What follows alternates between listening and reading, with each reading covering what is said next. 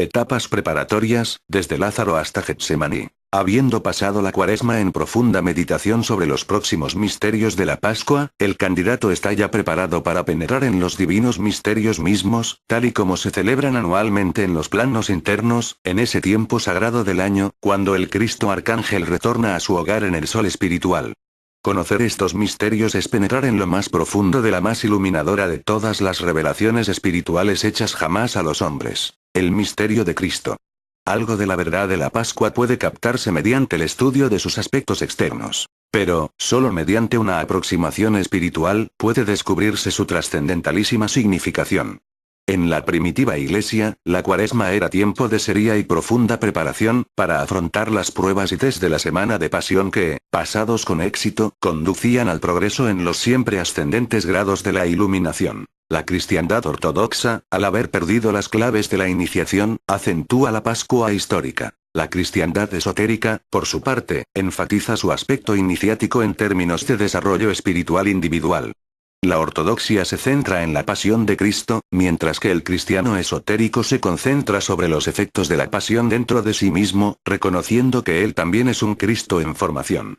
De ahí la afirmación de Orígenes, el maestro alejandrino de los misterios cristianos durante la tercera centuria, de que los sucesos de Palestina resultan inútiles para nosotros, a no ser que tengan lugar en nuestro interior.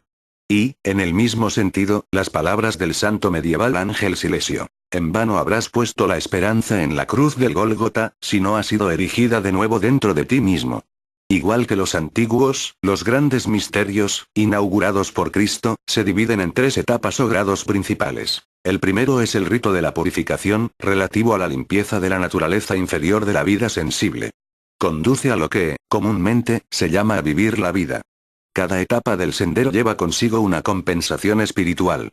La de este primer grado consiste en la facultad de servir como auxiliar invisible consciente.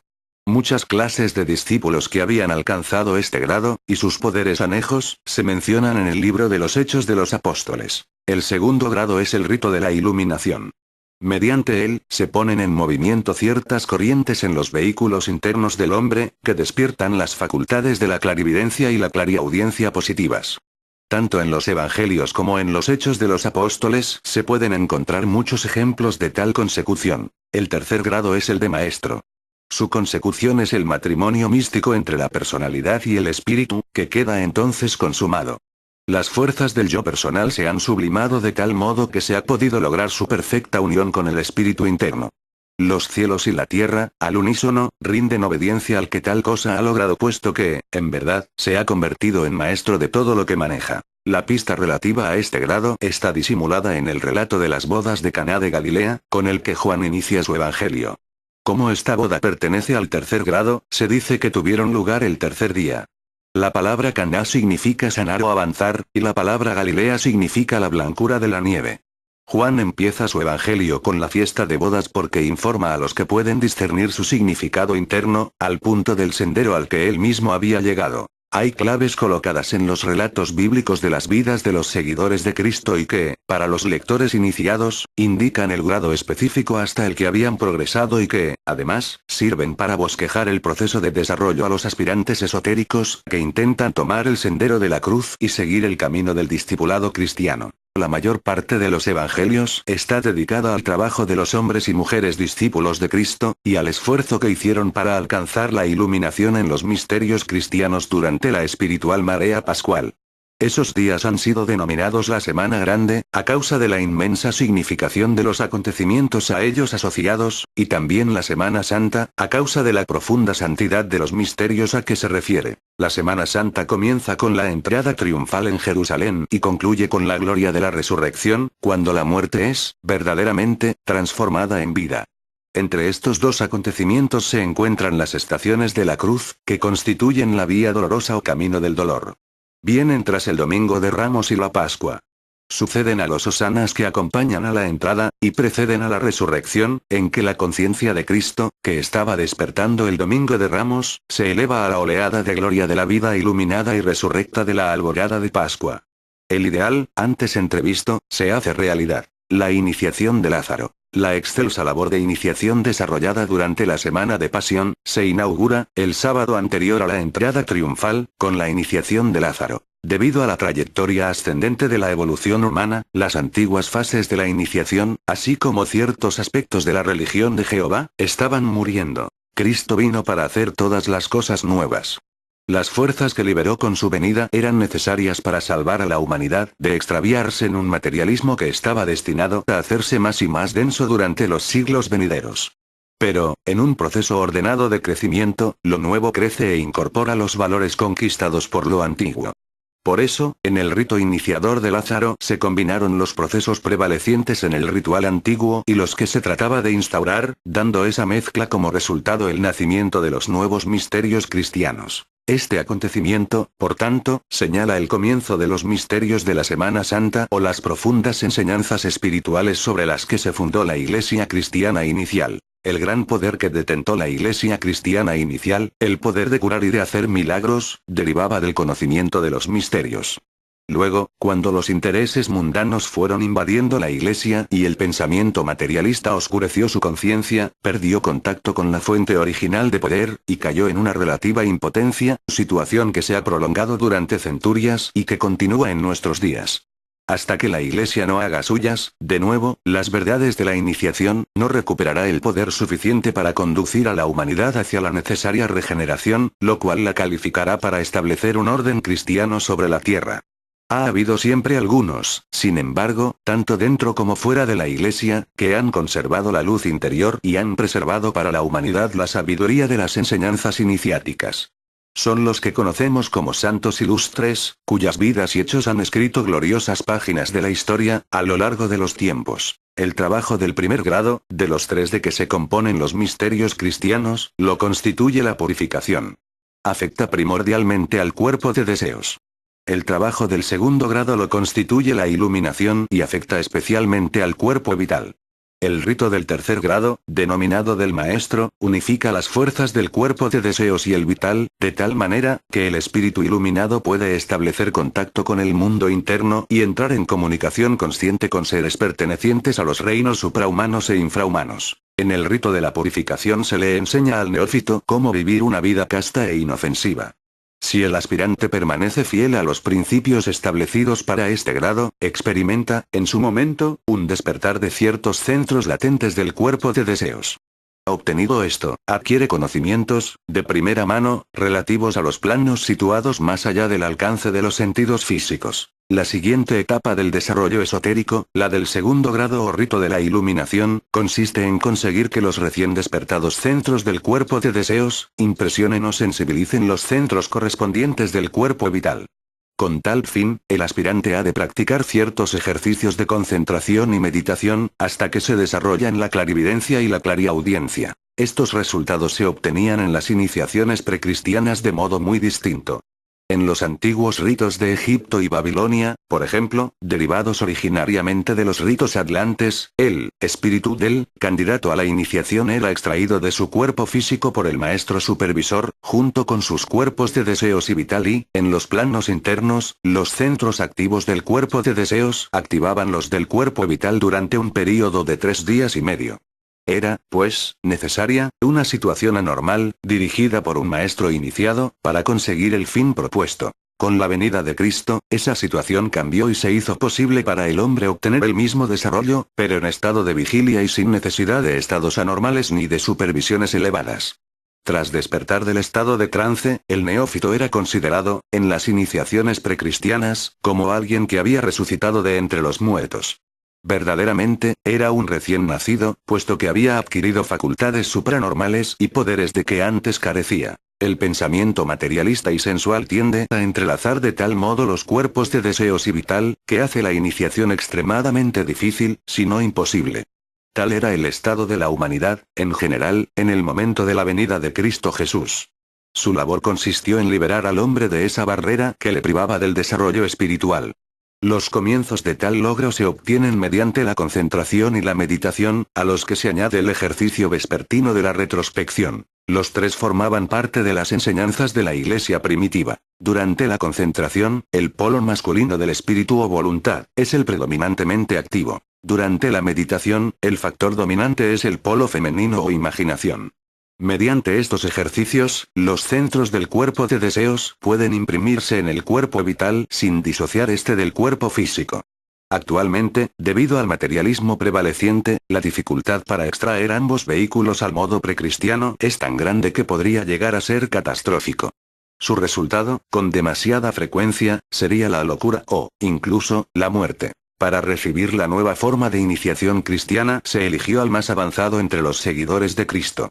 Fue el discípulo amado del Maestro, cuyo nombre de iniciación fue Lázaro. Lázaro significa aquel a quien Dios asiste. Fue su elevado estado de desarrollo lo que le capacitó para responder a la llamada. Lázaro, sal fuera y, luego, a la gran recomendación de su Maestro. Desembarazadlo y dejadlo libre. Fue el maridaje que se produjo con la resurrección de Lázaro, entre lo viejo y lo nuevo, lo que produjo tan gran regocijo entre el pueblo cuando Cristo Jesús hizo, el Domingo de Ramos, su entrada triunfal en Jerusalén, al día siguiente del acontecimiento iniciático. La entrada triunfal. Cada acontecimiento de la vida de Cristo Jesús durante la semana de pasión, representa alguna fase de iniciación en los misterios cristianos. La entrada triunfal representa los gozos, así como el Calvario simboliza los sufrimientos. Para las masas que presenciaban la procesión del Domingo de Ramos, esta no era sino la atribución de honores al gran Maestro que, durante los 3 últimos años, había realizado tales milagros entre ellos, que había hecho ver a los ciegos, andar a los tullidos y sanar a los enfermos. Pero, para los cristianos esotéricos, su significado era más profundo. Para ellos era una manifestación externa del santo gozo que experimentará toda la humanidad cuando haya alcanzado la conciencia crística, hecha posible, gracias al recientemente instaurado nuevo procedimiento de iniciación en los misterios cristianos. Los hosanas de las multitudes que bordeaban el camino, a lo largo del cual pasó el Maestro durante su entrada triunfal, no eran sino el eco de los coros angélicos que saludaron el nacimiento de Jesús. Entonces habían cantado, paz en la tierra y buena voluntad hacia los hombres. El día de su entrada en Jerusalén para los acontecimientos finales de su ministerio terrenal, cantaban, bendito sea el Rey que vino en nombre del Señor, paz en los cielos y gloria en lo más alto. Por tanto, anunciaban el amanecer de la nueva dispensación, bajo la cual, cada hombre está destinado a convertirse en rey de su propio reino espiritual y a caminar en el nombre del Señor o en la ley del amor, la luz y la verdad. El escenario de la entrada triunfal fue Jerusalén, la ciudad de la paz, que representa el corazón o centro del amor en el cuerpo, el primero en el que comienza a vivir el Espíritu de Cristo. El asno, sobre el que Cristo marchaba, simboliza la antigua sabiduría. Y las palmas esparcidas sobre el camino representan consecuciones victoriosas. Por tanto, Cristo escenificó, mediante su entrada triunfal, algo que apuntaba a la gloria de la nueva edad, cuando las verdades de los misterios cristianos se hayan convertido en la religión universal de la humanidad. El Maestro había enviado a 2 de sus discípulos, Pedro y Juan, a preparar su entrada, diciéndoles que fuesen al pueblo frente a ellos, donde encontrarían un pollino. Que se lo trajeran y, sobre él, Cristo cabalgaría hacia Jerusalén. El pueblo de enfrente es el sendero, que siempre se extiende ante el aspirante. Y el pollino, símbolo de la sabiduría, que nunca había sido montado, es el recién liberado impulso espiritual, que dio nacimiento a los misterios cristianos. El hecho de que esos discípulos supieran el camino del pueblo y trajesen enseguida el pollino, significa que ellos habían sido ya iniciados en el sendero cristiano de la iluminación espiritual. El Maestro en Betania. Todas las noches de la Semana Santa, el Maestro las pasó en el amado hogar de su seguidor más avanzado espiritualmente, Lázaro, y de sus 2 hermanas, Marta y María. El lunes santo, lo dedicó a instruir a estos discípulos en las fases más profundas del trabajo iniciático. Es interesante llamar la atención sobre el hecho de que, de esos 3 discípulos, 2 eran mujeres. Y esto es más notable aún, si se tiene en cuenta el estatus inferior a que las mujeres eran entonces relegadas, especialmente en los países de Oriente. Pero, viniendo, como vino, a elevar a la humanidad toda, quiso dejar bien sentado que las 2 polaridades, la masculina y la femenina, han de llegar a equilibrarse. Él mismo extendió su consideración a las mujeres y al elevado lugar que, justamente, debían ocupar, reconociendo que anticipaba la posición que asumirán en el mundo cuando la nueva edad acuaria, de igualdad y camaradería entre los sexos, se haya hecho totalmente manifiesta. Las 2 discípulas femeninas representan los 2 senderos. Marta, la mentalidad y el sendero del trabajo. Marta estaba siempre ocupada en muchas cosas. María tipifica el sendero del corazón, el camino de la devoción. renunciaba a todo para sentarse a los pies del maestro. De las dos, el maestro observó que ésta había hecho la mejor elección. Como se ha dicho, los centros sensibilizados del cuerpo de deseos, imprimen su huella sobre los correspondientes del cuerpo vital, de acuerdo con determinados procesos que tienen lugar a lo largo del desarrollo espiritual. Un cuerpo preparado de tal modo, adquiere una luminosidad que es el más preciado regalo para Cristo, puesto que significa una vida de dedicación y, por tanto, calificada para servir, en el plano externo y en el interno, como auxiliar visible e invisible. Ahí se puede encontrar el verdadero significado de la rotura del tarro de alabastro por María, a los pies del Maestro, ungiéndolos con fragante aceite. En la simbología cristiana primitiva, un tarro representaba el alma. La afirmación de que el perfume de su tarro llenó toda la casa significa que su fragante cuerpo del alma vestía la luminosa blancura del tarro de alabastro que María dedicó al servicio del Señor. Lunes, martes y miércoles de la semana de Pasión. El lunes de la semana de Pasión, como se ha dicho, lo pasó el Señor en Betanía con Lázaro, Marta y María. Las profundas enseñanzas dadas a las dos hermanas durante ese tiempo están hermosamente descritas en la alegoría de la cena que se le ofreció en casa de Lázaro, y a que se refiere el capítulo 12 del Evangelio de San Juan. Los procesos iniciáticos están frecuentemente velados con cenas o banquetes, puesto que alcanzar tal exaltación de conciencia es, verdaderamente, un banquete para el alma, más allá de toda comparación. Aunque Marta, la neófita, estaba preparada para su promoción espiritual por su servicio, el texto deja entender claramente que aún no lo estaba para participar en la comida iniciática. Lázaro, el recién nacido, se sentó a la mesa con el Maestro y participó con él, libremente, del pan de los cielos y de las aguas de la vida eterna. María estaba en el mismo umbral del templo de la luz, como indica su ceremonia de dedicación, consistente en ungir los pies del Maestro durante la cena. El martes, el Maestro comenzó a impartir a otros hombres y mujeres lecciones avanzadas, conducentes al glorioso rito de la resurrección. El libro de los Proverbios fue el texto empleado en esa ocasión, debido a que sus poderes mantrámicos son tales, que pueden estimular y elevar ciertas corrientes del cuerpo vital, que han de activarse en el proceso iniciático. El miércoles, Judas sucumbió a la tentación de los sumos sacerdotes, que tipifican la humana razón o mente mortal, no iluminada por el poder del espíritu. Las 30 monedas de plata se refieren numéricamente a la tríada 3-0, compuesta por el cuerpo físico, el cuerpo de deseos y la mente inferior o concreta.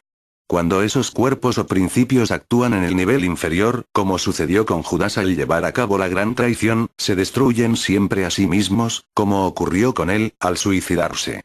Este fracaso de Judas indica que no había logrado pasar el primer grado o rito de la purificación. El Jueves Santo. Para preparar el rito de la Eucaristía, que tuvo lugar el Jueves Santo, Cristo comisionó a 2 de sus discípulos para ir a la ciudad, donde encontrarían a un hombre con un cántaro de agua.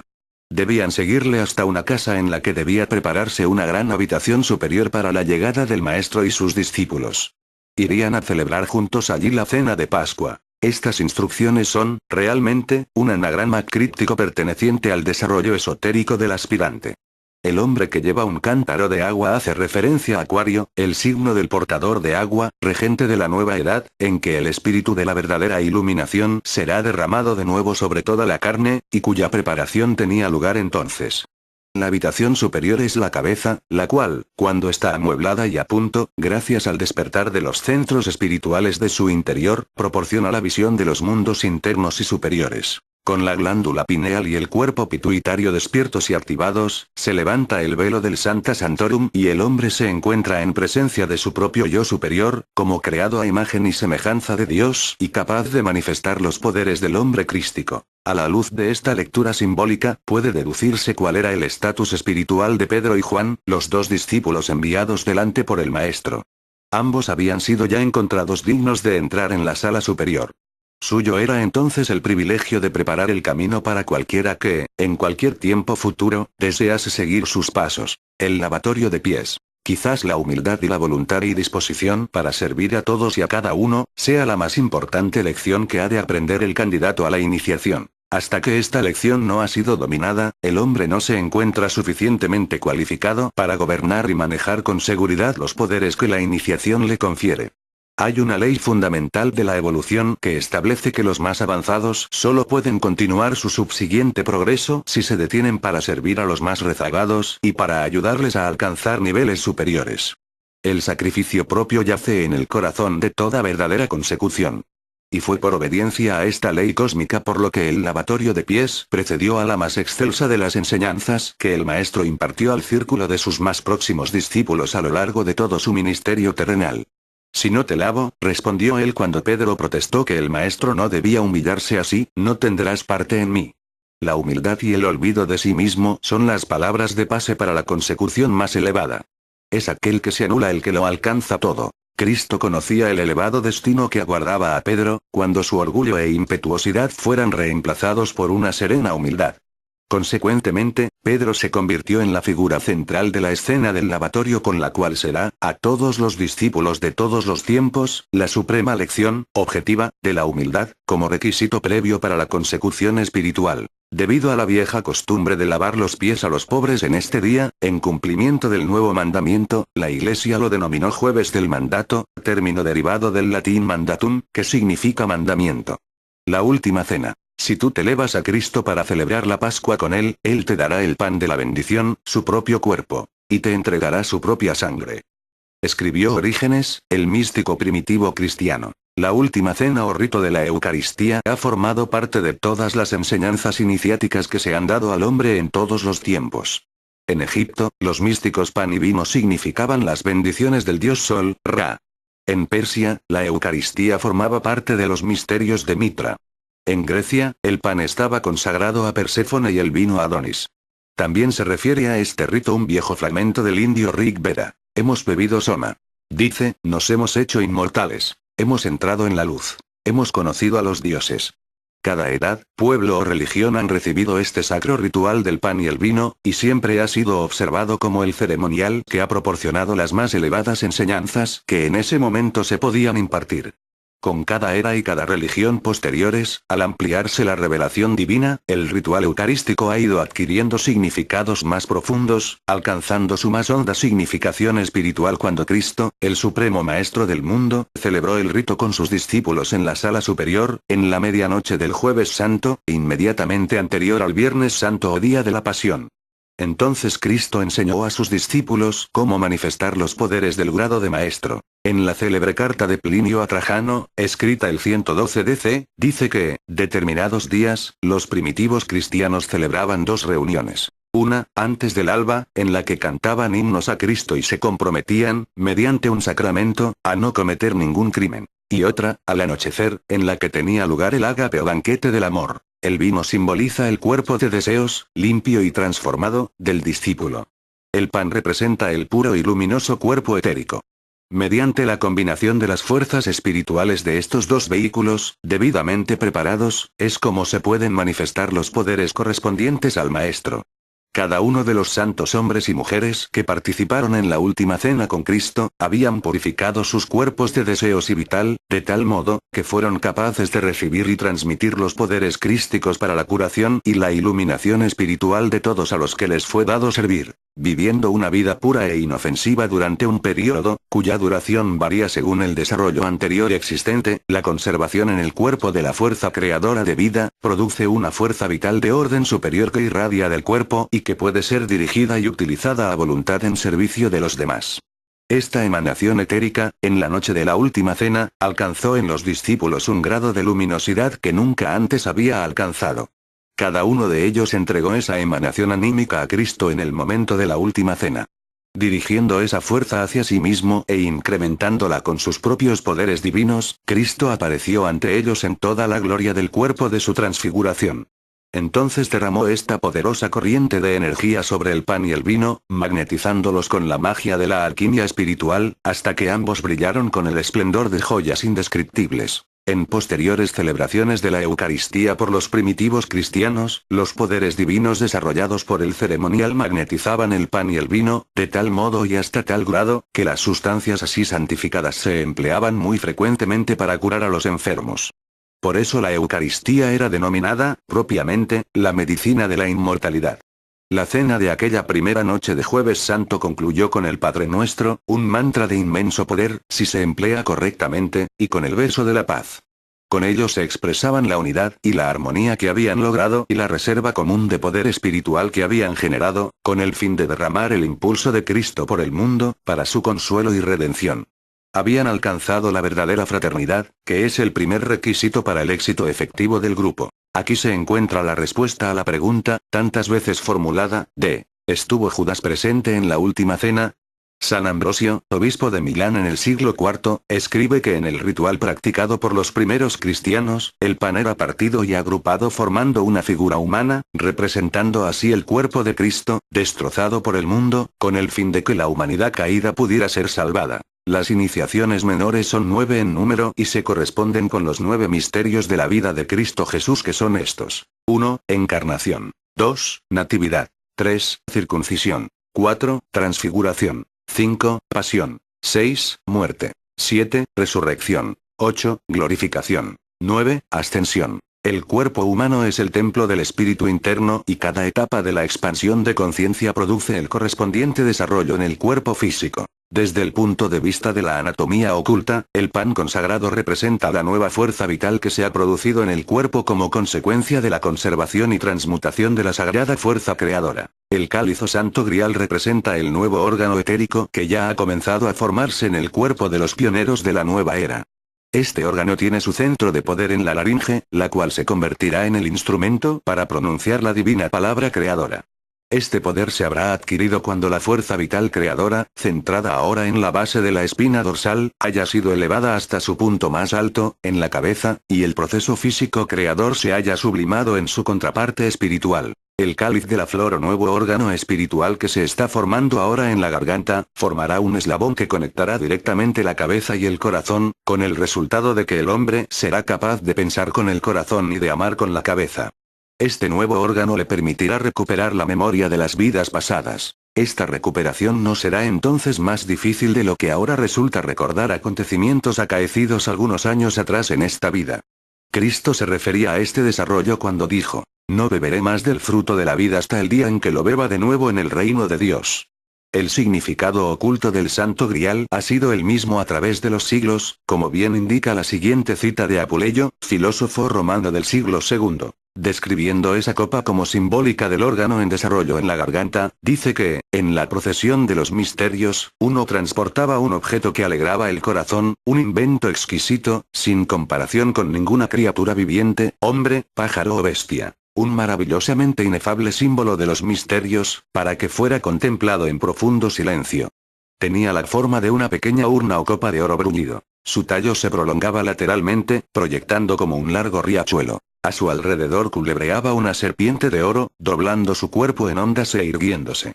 El vástago o tallo de este órgano, en forma de copa, está formado por la esencia del fuego kundalini de la espina dorsal, cuando se eleva, como una serpiente, hacia la garganta y la cabeza, y se convierte en el cáliz de una luminosa flor. La serpiente es un símbolo universal de la sabiduría arcana. Por eso al iniciado se le llamaba serpiente en los misterios egipcios. En la escuela cristiana se le denomina Hijo del Hombre y, cuando los misterios que ella enseña hayan florecido completamente, habremos entrado en el signo de Acuario o era del Hijo del Hombre. En el exaltado estado de conciencia alcanzado durante el ceremonial de la cena, los discípulos pudieron ver los registros cósmicos y contemplar allí los acontecimientos que tendrían lugar en los años que les quedaban de vida. Entonces tuvieron la posibilidad de aceptar o rechazar libremente esos acontecimientos. El hecho de que escogieran aceptarlos, difíciles como eran de soportar, evidencia el elevado estado que habían logrado, ya que, en todos los casos, lo previsto conducía a persecuciones diversas y, frecuentemente, al martirio. Pero habían renunciado al yo personal. Salieron como almas crísticas, tan fortificadas, que no importaba lo que le pudiera suceder al cuerpo físico. El alma seguía adelante, segura y serena, hacia el triunfo cierto. El rito de la agonía en el jardín. Desde la sala superior, el maestro se encaminó, directamente, a Getsemaní. La agonía que allí experimentó marca otra etapa en su camino ascendente, tal y como ocurre en la vida de cada aspirante, cuando vive idéntica experiencia, en su viaje a lo largo del sendero que conduce a la iluminación. La agonía de Getsemaní puede denominarse también el rito de la transmutación. Tras la elevación de conciencia adquirida en la sala superior y la adquisición de poder que lleva consigo, la siguiente etapa ascendente en el sendero requiere que esa luz adicional y esa fuerza se apliquen a la transmutación del mal y de las tinieblas existentes, tanto en nuestro interior como en el mundo, en bien y en luz. En el caso de Cristo Jesús, la agonía que experimentó fue el resultado de abrir su puro y perfecto cuerpo al influjo de las corrientes del mal, de todas las categorías, que atrajo, procedentes del mundo exterior. Y recibió esas fuerzas en su interior con el fin de elaborarlas alquímicamente e irradiarlas de nuevo al mundo transmutadas en fuerzas de rectitud. Tal es siempre el trabajo de los redentores de los hombres, sean de la naturaleza del Salvador del mundo o sean de categoría inferior, pero que dedican sus vidas al amante y desinteresado servicio de los demás. El maestro había confiado en que sus 3 discípulos más avanzados, Pedro, Santiago y Juan, le asistiesen en su rito de la transmutación. Pero, dado que no eran aún lo suficientemente puros e inegoístas, se durmieron, o sea, que permanecieron interiormente ajenos al trabajo que se estaba llevando a cabo en el jardín del dolor. Getsemaní estaba en el monte de los olivos porque, como se ha dicho ya, era el lugar, de toda la tierra, cargado de más elevada espiritualidad. Era el punto más indicado para que la agonía redentora pudiera ser soportada y consumada. El hecho de que la Tierra posea áreas en donde las fuerzas espirituales estén más fuertemente enfocadas y resulten más elevadamente cargadas, se corresponde con el de que el cuerpo humano posea centros localizados de percepción, tanto espirituales como físicos. Lo que Cristo realizó en el divinamente influenciado jardín de Getsemaní, bajo los aleteos de ángeles y arcángeles, posee una inmensa importancia para toda la humanidad. Marca el momento en que la evolución planetaria, en su conjunto, recibió un nuevo y poderoso impulso, destinado a conducirla a otra etapa en su siempre ascendente marcha. Pedro experimentó este rito de la agonía tras su triple negación, cuando, lleno de contrición, regresó al jardín y enfrentó allí su propio Getsemaní. Allí, en aquel lugar altamente cargado y en comunión con huestes invisibles, Pedro, mediante el arrepentimiento y la purificación de su corazón, elevó su conciencia tan alto que ello le permitió estar luego preparado y recibir ayuda para la elevada iniciación que le esperaba en el intervalo entre la resurrección y la ascensión. Juan, el amado, y María, la Santa Virgen, hicieron frecuentes peregrinajes al Monte de los Olivos, vibrante de poder espiritual, cuando el Maestro ya no caminaba a su lado en cuerpo físico. Allí, las puertas del cielo se abrían y los ángeles y arcángeles bajaban a comunicarse con los hombres. Las leyendas místicas de la Iglesia primitiva contienen muchas referencias a las reuniones celebradas por María, con los discípulos, en el Jardín de los Olivos, reuniones relacionadas siempre con algún aspecto del trabajo de transmutación. El olivo posee raras propiedades ocultas y es uno de los árboles frutales más altamente sensibilizados. Crece solo en áreas especialmente favorecidas. Se encuentra entre los pioneros del reino vegetal y, a lo largo de las edades, se le ha asociado con la curación y la regeneración, cualidades estas inseparablemente unidas al proceso de transmutación. Por eso hay otras leyendas que aseguran que, tanto la cruz como la corona de espinas, símbolos de la consecución que sigue al proceso de transmutación, estaban hechas de madera de olivo.